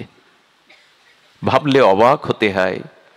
বিস্ময়কর হলো ভগবানের এই শ্রীধাম। কে যায়নি বলতে পারেন এখানে? শ্রীধাম বৃন্দাবনে যাওয়ার মন চলো নিজ নিকেতনে। এই নিজ নিকেতন একবার ব্রজের ইচ্ছা রাধার, তবে রাধারানীর কৃপা না হলে ব্রজে যাওয়া যায় না। এই জন্য গিরিরাজের অপর মহিমা আজও বিস্মৃত। হাজার হাজার লক্ষ লক্ষ মানুষ গিরিরাজকে প্রদক্ষিণ করছে, পরিক্রমা করছে। গিরিরাজ পরিক্রমার কথা কি বলবো, এক বাবা যেতে যেতে ওনার পাটা কেটে গেল, অনেকটা কেটে গেছে, কোনো কিছুতেই হচ্ছে না। বলে তোমরা ভাবছো কেন? একটু গিরিরাজ তটে ব্রজের ধুলি দিয়ে দিল, সঙ্গে সঙ্গে রক্ত বন্ধ। আবার তিনি হাঁটতে শুরু করলেন। সুধীবৃন্দ, এভাবে গিরিরাজের মহা মহিমা প্রকট করলেন, গিরিরাজ পরিক্রমা করলেন গীতাদি দ্বারা, বন্দনা দ্বারা। ভগবান স্বয়ং আর নন্দপিতা যশোদা মাতাকে নিয়ে, ব্রজবাসীদের নিয়ে করলেন। কিন্তু আমি বেশি সময় নেব না, কিন্তু ঘটনা যেটা ঘটল, দেবরাজ ইন্দ্র ভাবছেন কই, কার্তিক শুক্লা দ্বিতীয়া চলে গেল, আমার পূজা তো ব্রজবাসীরা এবছর করলো না, আরে আমার ভোগ রাখতো ওরা দিল না, তবে ওদের ভুল হলো? নারদ তো সব ঘটন উনি ঘটান, বলেন আর আপনাকে প্রসাদ পেতে হবে না, আর আপনার পূজা কেউ করবে না। আরে কৃষ্ণের কথায়, বালকের কথায় ওরা গিরিরাজ পূজা করেছে আপনার পূজা বাদ দিয়ে। কিছু মনে করবেন না, আমি 10 দিন আপনাকে প্রণাম করি, 10 দিন আপনাকে সম্মান করি, একদিন না করলে আপনি খেপে যাবেন আমার উপরে। দেবরাজ ইন্দ্র কি করেছে জানেন? বলেন আমার পূজা বন্ধ করেছে। ভগবানকে তখন কিছু গালি দিয়েছিলেন উনি, ভগবান মনে করলে তো আর গালি দিতেন না। কি বললেন জানেন? বাচালাং বালিসং, আর কি বললেন? স্তব্ধম, আর বলছেন অসঙ্গং পণ্ডিত মানি না। এই শব্দগুলো দিয়ে ইন্দ্র গালি দিচ্ছেন কৃষ্ণের। বাচালাং বলছে বাচাল, বড় বকে বেশি। মা সরস্বতী বলছেন ইন্দ্র তুমি গোবিন্দকে গালি দিয়ে মরো, আমি মরতে পারবো না, তোমার ওই শব্দগুলো আমি অন্য অর্থে ব্যবহার করব। বাচাল মানে এই গীতা ভাগবত শাস্ত্রের বাণীগুলো কার? সবই তো ভগবানের বাণী, এই জন্য তার থেকে বাচাল আর কে আছে? গীতা ভাগবত তো তিনিই বলেছেন, অনন্ত শাস্ত্র তো তার মুখ থেকে এসেছে। এই জন্য বললেন আর বালিসং, ক্ষীর সমুদ্রে শুয়ে থেকে জগৎ পরিচালনা করছেন, তিনিই তো অলস হবেন। হ্যাঁ, আর বললেন পণ্ডিত মানি না। আরে ও গো পণ্ডিত না, কিন্তু নিজেকে মনে করে বড় পণ্ডিত, আমার পূজা বন্ধ করে গিরিরাজের পাথরের পূজা করাচ্ছে। পণ্ডিত নয়, কিন্তু পণ্ডিত মানি না, নিজেকে পণ্ডিত মনে করে। গোবিন্দের থেকে জ্ঞান আর কার আছে গো ইন্দ্র? তুমি যে গালি দিচ্ছ, সরস্বতী বলছেন হ্যাঁ উনি প্রকৃতই পণ্ডিত, ওনার থেকে জ্ঞান, উনি জ্ঞানের আধার, জ্ঞানের আশ্রয়, সচ্চিদানন্দময় ভগবান, জ্ঞান তো ওনারই মানায় ইন্দ্র। সরস্বতী অর্থগুলো বিপরীত করে দিল। সুধীবৃন্দ, এরপরে বলছেন সামন্তনী মেঘকে ডাকলেন, মেঘ তার আয়ত্তে আছে দেবরাজ ইন্দ্রের। মেঘকে, সামন্তনী মেঘকে ডেকে বললেন ব্রজবাসীদের ভাসিয়ে দাও, কেউ যেন বেঁচে না থাকে কোনো প্রাণী, তোমরা বৃষ্টির দ্বারা, বন্যার দ্বারা ভাসিয়ে দাও। দেবরাজ ইন্দ্র পূজা একবার পেলে না, 1 বছর পেলে না, তাতে ব্রজবাসীদের ভাসিয়ে দাও। সামন্তনী মেঘ ঝঙ্কারিত হয়ে উঠল, প্রবল বৃষ্টি বর্ষণে ব্রজ ভেসে যাচ্ছে। কিন্তু এই দেখুন, একটা কাক, একটা পক্ষী, একটা পিপিলিকা পর্যন্ত, একটা সুখসারি পর্যন্ত, একটা ময়ূর পর্যন্ত, একটা পাখি পর্যন্ত, একটা গাভী পর্যন্ত কেউ ব্রজ ছেড়ে যাচ্ছে না। চোখের জলে বলছেন যদি মরতেই হয় কানাই, তোমাকে দেখতে দেখতেই ব্রজেই মরবো, অন্য কোথাও যাব না। এই হলো ভগবত চরণে পূর্ণ সমর্পণ। যদি মরতেই হয় তোমার চরণেই মরবো, অন্য কোথাও যাব না। কেউ বাঁচার চেষ্টা করছে না। আমাদের হলে আমরা কি করতাম বাবা? এই জন্য সপ্তদিবর বৃষ্টির আর বন্যা বয়ে দিল। ভগবান শ্রীকৃষ্ণের কাছে দৌড়ে গিয়ে তখন কি বলছে জানেন? এই শ্লোকটি ভাগবতের খুব বিখ্যাত শ্লোক। কৃষ্ণের চরণে সবাই ছুটে গেছে, গোবৎসগণ, পাখিগণ, হরিণগণ, ময়ূরগণ, সমস্ত ব্রজবাসীগণ সবাই গিয়ে বলছে কৃষ্ণ কৃষ্ণ মহাভাগা, তোমার মতো মহা কে আছে? অন্নয়ম গোকুলাং প্রভু তার তো হৃদি দেবানাং অর্পিতা ভক্ত বৎসল, তোমার মতো ভক্ত বৎসল কে আছে? কৃষ্ণ কৃষ্ণ মহাভাগা, তোমার চরণে এসেছি, হে কৃষ্ণ রক্ষা করো। যেই কৃষ্ণের সম্মুখে সবাই এসে বলছেন ভগবান তার বাম হাতের কনিষ্ঠ অঙ্গুলি দিয়ে বাচ্চারা যেমন ছত্রাকে ছাতা হয় না, ছত্রাকের ছাতা হয়, ছত্রাকের ছাতা খেলতে খেলতে বাচ্চারা হাতে তুলে নেয়, গোবিন্দ তার বাম হাতের কনিষ্ঠ অঙ্গুলি দিয়ে এই 7 অর্থাৎ 21 কিলোমিটার 7 যোজন গিরিরাজ গোবর্ধনকে হাতে তুললেন। অনেকেই কৃষ্ণ রাসলীলা করেছেন বলে আমরাও মাঝে মাঝে অনুকরণ করতে যাই, ভগবান করেছেন তো আমি করলে দোষ কি? ভগবানের রাসলীলাটা শুধু দেখলে 21 কিলোমিটার গিরিরাজ কনিষ্ঠ অঙ্গুলিতে ধারণ করলে তুমি একটা ইট হাতে নিয়ে দেখাও তো, তুমি একটা ইট 7 দিন আঙুলের মাথায় করে রাখো, বুঝবো তুমি ওই লীলা করার সামর্থ্য আছে তোমার। এইসব বলতে যাবেন না, এইসবগুলো বলা উচিত নয়। ভগবানের সাথে অন্য কিছুর তুলনা কারোরই করা উচিত নয়। সুধীজন, গিরিরাজ গোবর্ধন ছত্রাকের মতো ধারণ করেছেন পরম হাস্যবদনে, আর ব্রজবাসীরা নিশ্চিন্তে ভগবানের চরণে আশ্রয় নিলেন। আজকের অনুষ্ঠানের সার তত্ত্ব এই, আসুন, সামনে ঝড় ঝঞ্ঝা থাকতে পারে, বিপদ থাকতে পারে, একমাত্র ভগবানের চরণেই আমাদের শরণাগতি আসা দরকার। তিনি ছাড়া আমাদের রক্ষাকর্তা কেহ নাই এই জগতে। এই জন্য ভগবানের চরণে সর্বত সমর্পণ আমাদের প্রয়োজন, এটা ব্রজবাসীরা জানতেন। গিরিরাজ গোবর্ধন ধারণ করে আর গোবিন্দ কি করেছেন জানেন? সখাদের বলছে তাড়াতাড়ি, গোবিন্দের সখাদের নামগুলো দেখুন, মধুমঙ্গল, শ্রীদামা আর মনসুকা, ধনসুকা, তনসুকা গোবিন্দের সখাদের নাম। ও গোবিন্দ তাড়াতাড়ি বলছে তোদের লাঠি ঠ্যাঙা কোথায় আছে, তাড়াতাড়ি ধর। ওরা বাঘ লাঠি ঠ্যাঙা নিয়ে ধরার পরে মধুমঙ্গল ব্রাহ্মণ তো বুদ্ধি বেশি, মধুমঙ্গল হচ্ছে কানাইয়া আমাদের গায়ে এত বল কোথা থেকে হলো? আরে একটা পর্বত আমরা লাঠি ঠ্যাঙা নিয়ে ঠেকিয়ে রেখেছি, আমাদের গায়ে এত বল কোথা থেকে এলো? গোবিন্দ তখন বললেন আমি কি আর এমনি ননি চুরি করতে তোদের নিয়ে যাই? মাখন ননি খেলে এমনি গায়ে বল হয়? বলেন কৃষ্ণ সত্যিই বলেছি, মাখন ননি খেলে গায়ে তো বল হবেই। কৃষ্ণ তখন বলছে ওদের একটা অভিমান কাজ করছে, ওরাই ধরেছে গিরিরাজ। গোবিন্দ করেছে কি জানেন? একটুখানি আঙুলটা শিথিল করেছে, হুড়মুড় করে লাঠিটা ভেঙে যখন সব পড়েছে কৃষ্ণ কৃষ্ণ কৃষ্ণ, ওরা বুঝতে পেরেছে আমাদের নয়। দেখুন বৃন্দাবনে এই ভগবানের লীলা সখাদের সাথে যখন কনিষ্ঠাঙ্গুলি ধরেছেন তখন বললেন কৃষ্ণ আমরা জানি না তোর গায়ের বল কেমন, শ্রীদামার সাথে মারামারিতে তুই সব দিন হেরে যাস, বলে তাহলে আমার অঙ্গুলিতে এই গিরির গোবর্ধন কেন? বলেন তা কি আর জানিস না, আজকে ব্রজবাসীরা এই গিরিরাজ পূজাতে সন্তুষ্ট হয়ে সবাই তোকে আশীর্বাদ করেছে, ওই আশীর্বাদের বলেই তুই ধরেছি, তোর বলে না। ওদের বিশ্বাস করানো যাবে না কৃষ্ণ ভগবান। একদিন মধুমঙ্গল বলছেন এই নন্দ বাবা কি তুই নাকি বরুণ লোক থেকে কালকে ছাড়িয়ে এনেছিস, তুই কি ভগবান? আচ্ছা এরকম প্রশ্ন করা যায় কাউকে? প্রশ্ন করা যায় আপনি কি ভগবান? বলছে তুই ভগবান। আঙুল তুলে মধুমঙ্গল বলছে তুই ভগবান। গোবিন্দ তখন বলছে আজ একটু প্রমাণ করি না আমি ভগবান। এরা তো কোনো রকমে বিশ্বাস করে না আমাকে। আমি ওখানে তো ভগবানের লীলা চলছে না, প্রিয়তার লীলা চলছে।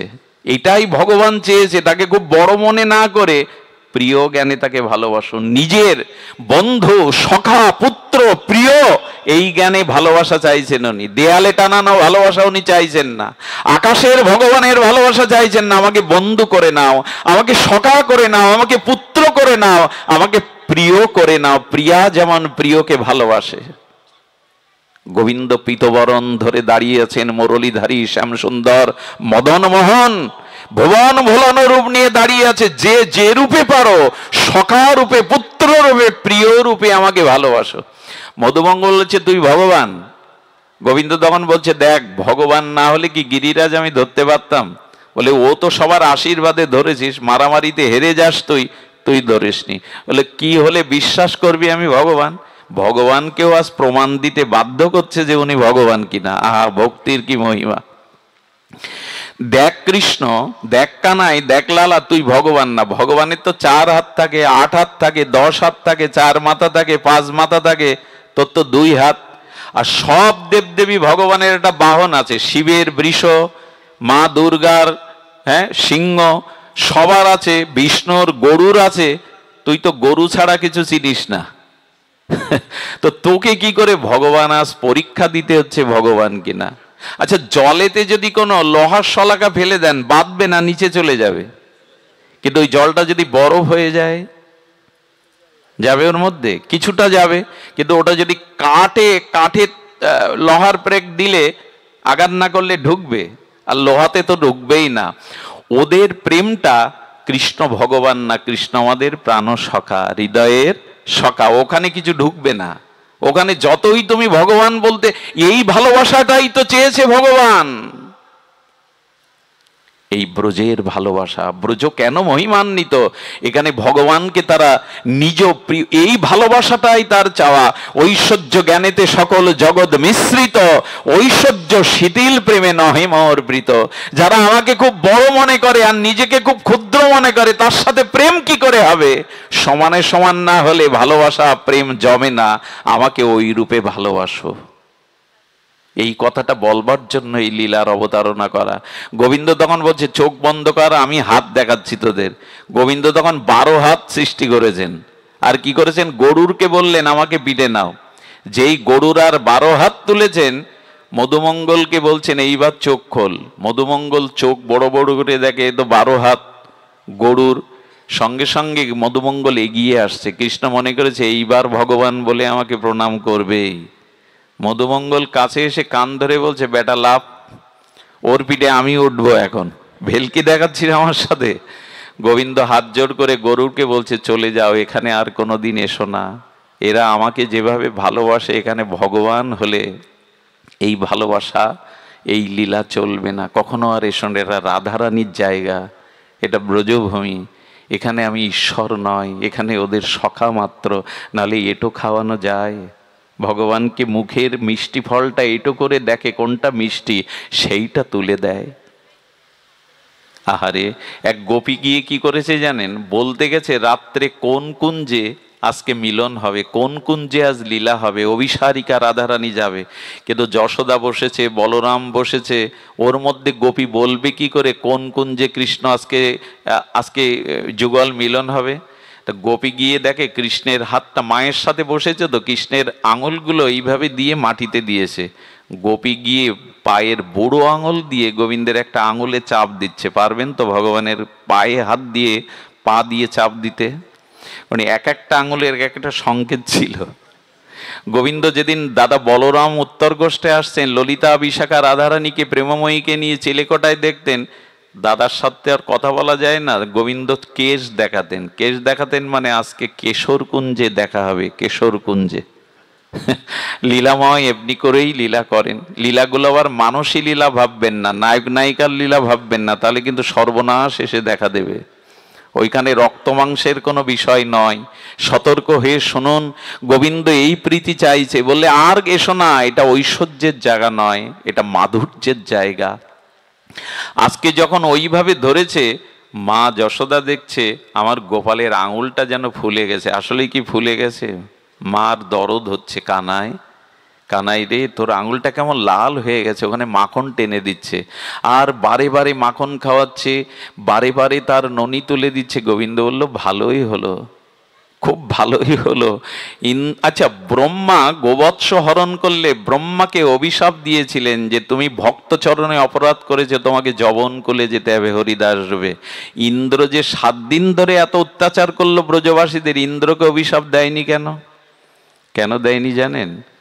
গোবিন্দ বলছেন, ব্রহ্মা তো আমার কাছ থেকে আমার সখাদের দূরে সরিয়ে রেখেছিল, আর ইন্দ্রের এই বৃষ্টিতে ব্রজবাসীর আজ আমার চোখের সামনে 7 দিন রয়েছে। তবে ইন্দ্র, তোমাকে আমি অভিশাপ দেব না কেন জানো? যাকে দেখবার জন্য আমি তপস্যায় বসি, ধ্যানে বসি, রাত দিন চেয়ে থাকি, সেই রাধারানীকে তুমি আমার সামনে এসে দাঁড় করিয়েছ। রাধারানীকে দর্শন করাতে ইন্দ্র আমি তোমার প্রতি কুপিত নয়, রাধারানীর দর্শনের জন্য আমি ব্যাকুল থাকি। রাধারানীকে দর্শন করছেন গোবিন্দ অপলক নয়নে। আসলে আমার কি মনে হয় জানেন, এই 7 দিন গিরিরাজ রাখার শক্তিটা আসলে উনি এক জায়গা থেকে পেয়েছিলেন। আমি আপনাদের একটু শক্তির কথা বলি। পৃথিবীর সমস্ত মানুষের সমস্ত শক্তি একত্রিত করলে ইন্দ্রের বাহুবলের ওই শক্তির তুলনা হয়। আবার বলি, পৃথিবীর সমস্ত মানুষের শক্তি একত্রিত করলে ইন্দ্রের একটা বাহুবলের শক্তি হয়। আর ইন্দ্রের বাহুবলে যে শক্তি আছে এর থেকে হাজার গুণ বেশি শক্তি হনুমানের একটা বাহুতে। আর হনুমানের বাহুতে যে শক্তি আছে তার থেকে হাজার গুণ, লক্ষ গুণ বেশি শক্তি বলরামের একটা আঙুলে। আর বলদেবের অঙ্গুলিতে যে কোটি কোটি শক্তি আছে তার থেকে কোটি শক্তি আছে গোবিন্দের একটা হাসিতে।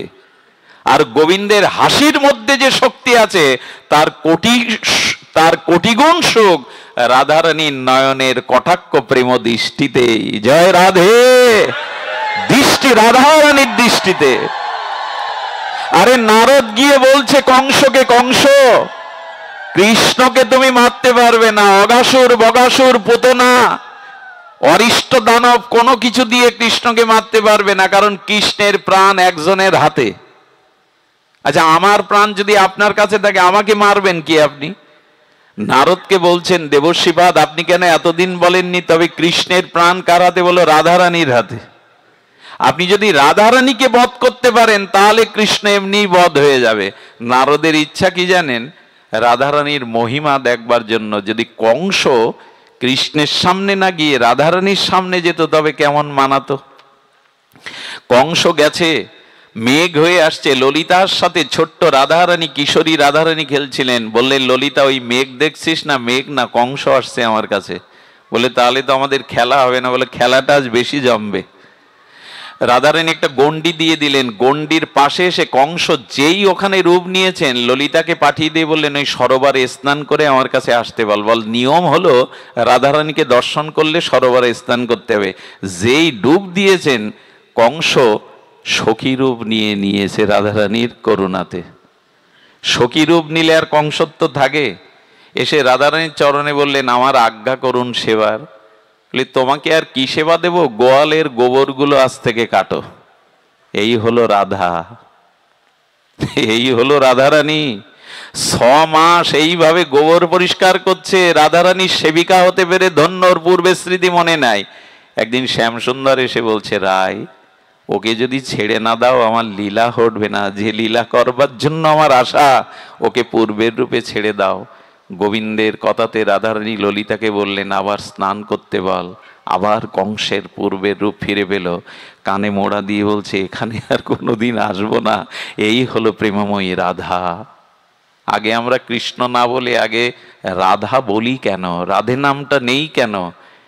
প্রেমেরই তো শক্তি বেশি। উনি প্রেমময়ী, উনি রক্ত মাংসের পিণ্ড না। কৃষ্ণ প্রেমটাই রাধা, কৃষ্ণ লাভিনী শক্তিটায় রাধা। রাধা কোনো রক্ত মাংসের যুবতী নয়, কৃষ্ণ লাদিনী, প্রেমের অধীশ্বরী। প্রেমের পূর্ণিমাই হলো রাধা ঠাকুরানী। রাধা কৃষ্ণ প্রণয় বিকৃতি লাদিনী শক্তি। এই গোবিন্দের আনন্দদায়িনী প্রেমময়ী শক্তির নামই হলো রাধা। আমরা যেন ভুল ব্যাখ্যা না করি যে রাধা একজন রমণী, কৃষ্ণ একজন পুরুষ। চলুক লীলা, খবরদার। এই তত্ত্ব বলে বলে সর্বনাশ করা হয়েছে সনাতন ধর্মকে। রাধারানীকে আমরা যথাযথ রূপে প্রকাশ করতে অনেকেই পারিনি। এই জন্য আমাদের যুবক যুবতীরা রাধা কৃষ্ণের লীলাকে অন্য চোখে দেখে, অন্য ভাষায় তারা ব্যক্ত করে। রাধা তত্ত্ব না জেনে ওখানে কিছু বলতে যাবেন না, সর্বনাশ হয়ে যাবে। উনি রক্তমাংস নন, সুধীজন। আজ গোবিন্দ কি করেছেন? গিরিরাজের লীলা 7 দিন পরে দেবরাজ ইন্দ্র তার সেবকদের বলছে, আমি বিশ্রামে আসছি। সেবকদের বলছে, দেখ তো সব গেল কিনা ধ্বংস হয়ে। সব তো গিরিরাজের তলে, কাউকে দেখতে পাওয়া যাচ্ছে? ওপর থেকে দেখলে কি দেখছে? তখন বলছে, দেবরাজ সব শেষ, ব্রজের আর কিছু বেঁচে নেই, সব শেষ। বলে, শেষ তো হতেই হবে। আমাকে পূজা না করা, আমাকে ভোগরাগ না দেওয়া। তখন বলছে, সব শেষ হলে ওই একটা কেবল জেগে আছে, সেটা হলো গিরিরাজ পর্বত। বললেন, ও তো জাগবে, আমার ভোগরাগ খেয়েছে পেট পুরে, ওর গায়ে বল হয়েছে, ওই তো জেগে থাকবে, তবে ওকেও আমি রাখবো না। ইন্দ্র বজ্রের পরে বজ্র নিপাত করতে লাগলো। ইন্দ্র অভিমানে অহংকারে। আচ্ছা, ইন্দ্র এগুলো করছে কেন, আর গোবিন্দও করাচ্ছে কেন জানেন? ছোট্ট একটা কথা লিখে নিয়ে যান হৃদয়ে। ভগবান সবকিছু মেনে নেন, কারো অহংকারকে মেনে নেন না। এই অহংকার নির্মূল করাই হলো ভগবানের কাজ। এই জন্য কেউ কোনো বিষয়ে কখনো অহংকার আনবেন না। দেবরাজ ইন্দ্র জানে না উনি ভগবান, কিন্তু এই লীলার দ্বারা গোবিন্দ দেখাতে চাইলেন দেবতা হোক আর ইন্দ্র, তোমারও জ্ঞান নেই, তুমি কাদের হাতে পূজা নিচ্ছ? আমার পরিকর নন্দ বাবা যশোদার পূজা নিচ্ছ, তোমার অধিকার নেই এদের, বরঞ্চ তোমার উচিত এদের পূজা করা ব্রজবাসীদের। ইন্দ্রের অভিমান হয়েছিল, অহংকার হয়েছিল, পূজা পেলে, বেশি সম্মান পেলে, বড় পদ পেলে তখন মানুষ অভিমানী হয়ে ওঠে।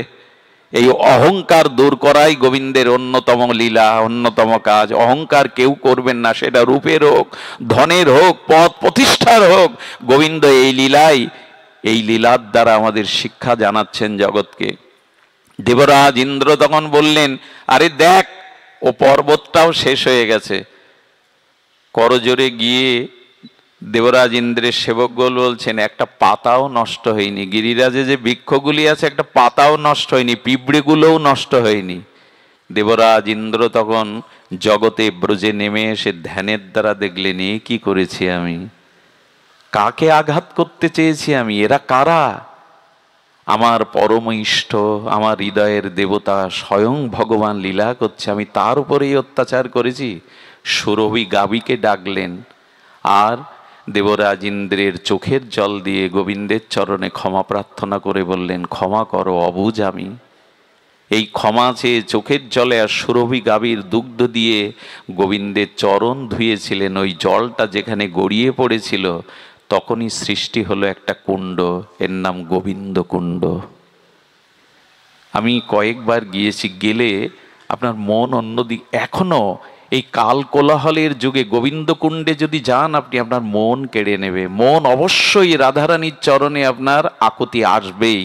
ওই ইন্দ্রের আর সুরভি গাভীর জলেই তৈরি হলো গোবিন্দ কুণ্ড। আজও যেটা